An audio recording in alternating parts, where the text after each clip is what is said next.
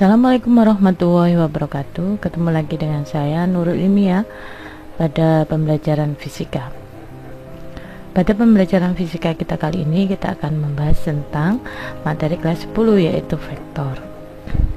Oke, diperhatikan baik-baik untuk materi ini. Pada materi vektor ini untuk yang kita pelajari adalah yang pertama macam besaran ditinjau dari arahnya.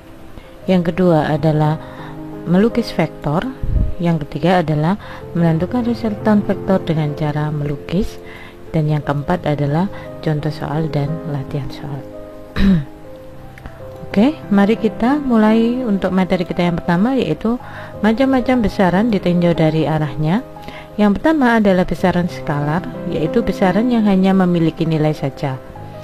Contoh massa, waktu, suhu, jarak, dan lain-lain. Jadi ketika besaran skalar ini disebutkan, orang tidak akan bertanya kemana atau di mana. Nah, ini karena dia tidak memiliki arah, hanya nilai saja. Yang kedua adalah besaran vektor, yaitu besaran yang memiliki nilai arah dan arah. Jadi ketika kita disebutkan nilainya, maka orang bertanya kemana arahnya. Nah itu ya. Contoh kecepatan, percepatan, perpindahan, dan lain-lain. Jadi contoh kecepatan, coba kita bergerak dari rumah ke sekolah dengan kecepatan 60 km per jam. Jadi berarti kan ada arahnya. Jadi ya. Jadi ada nilai dan arah. Oke. Yang selanjutnya adalah melukis vektor. Vektor dilukiskan dengan anak panah, di mana ini adalah ujung vektor. Jadi ujung vektor ditunjukkan dengan ujung anak panah dan pangkal vektor ditunjukkan dengan pangkal anak panah. Vektor dapat digeser-geser asal nilai dan arahnya tidak berubah atau tetap. Nah, contoh ini vektor. Nah, vektor ini bisa kita geser. Nah, asalkan dia memiliki arah yang sama dengan yang sebelumnya. Nilai dan arah yang sama dengan yang sebelumnya.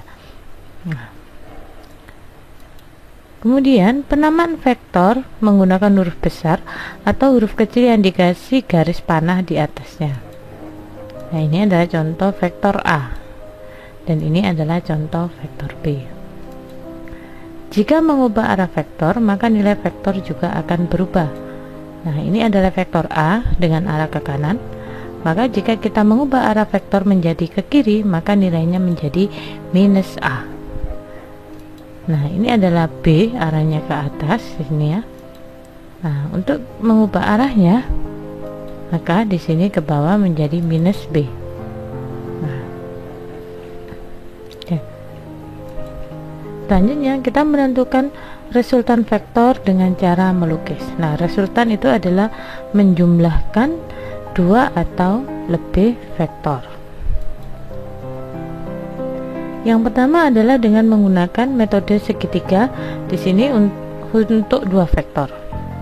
Nah, pada metode segitiga ini caranya adalah ujung vektor pertama ketemu dengan pangkal vektor kedua. Coba kalian perhatikan contoh berikut ini. Di sini ada beberapa vektor yang saya sajikan. Ada vektor A, vektor B, kemudian vektor C, dan vektor D.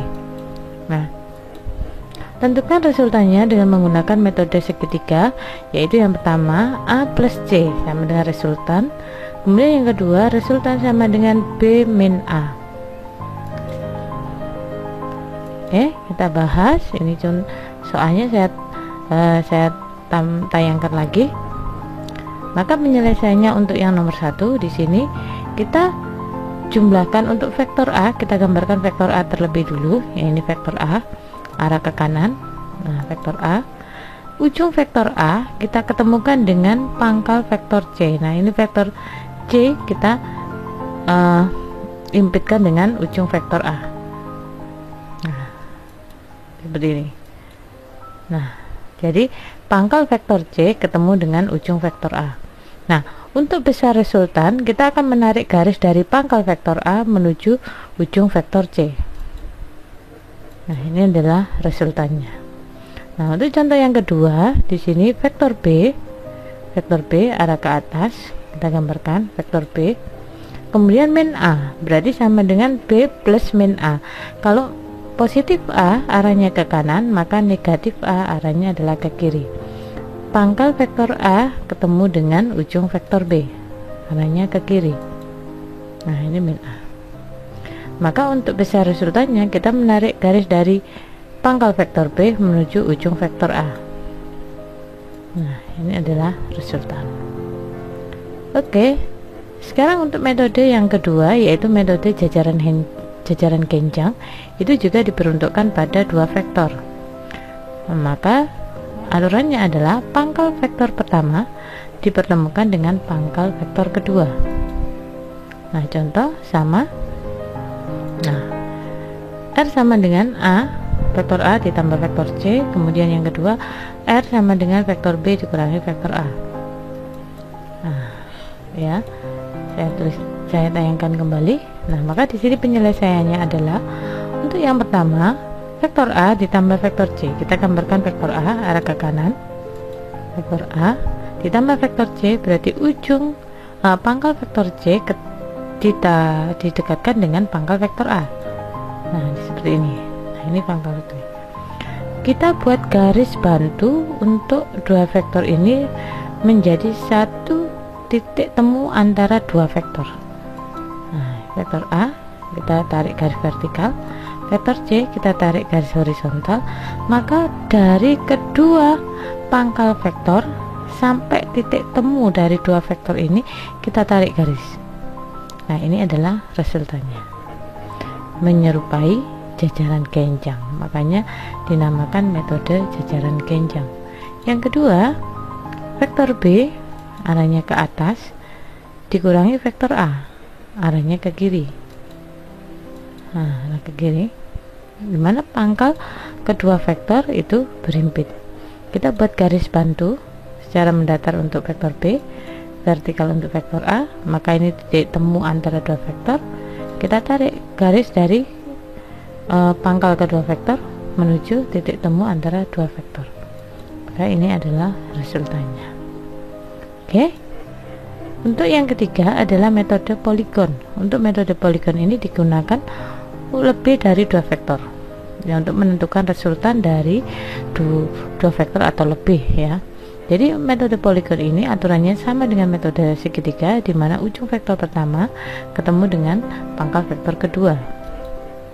Nah, contoh soal sebagai berikut, sama seperti yang contoh-contoh sebelumnya. Nah, kita disuruh menentukan resultan dengan metode poligon, ya. Di sini R sama dengan A plus D min B. Oke. Penyelesaiannya adalah A. Nah, ini di sini vektor A, kemudian pangkal vektor B, vektor D. Nah, pangkal vektor D ketemu dengan ujung vektor A. Nah, kemudian yang ketiga min B, kalau B ke atas maka min B ke bawah arahnya, dimana pangkal vektor B ketemu ujungnya vektor D. Nah, kita menarik garis dari pangkal vektor A menuju ujung vektor B. Nah, ini adalah resultannya. Oke, latihan soal di sini yang saya berikan untuk mengasah tingkat pemahaman kalian tentang vektor. Nah, diketahui beberapa vektor berikut ini ada A, vektor B, vektor C, dan vektor D. Tentukan besar R resultan dari yang pertama C min B, yang kedua D plus A, yang ketiga A plus C min D. Nah, silakan dikerjakan, nanti kita cocokkan pada segmen pembahasan untuk soal vektor. Nah, untuk materi kita kali ini cukup sampai di sini. Mudah-mudahan materi ini bisa bermanfaat untuk kalian semua. Ternyata fisika itu mudah dan menyenangkan. Terima kasih. Assalamualaikum warahmatullahi wabarakatuh.